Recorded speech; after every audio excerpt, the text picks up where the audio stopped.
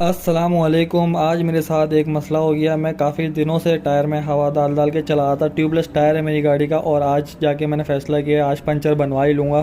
फिर मैं अपने काम पर लग गया। मैंने गाड़ी के अंदर से जैक, रॉड, पाना सब कुछ निकाल लिया और जैक गाड़ी के नीचे डाल के उसको गाड़ी को उठाने लग गया।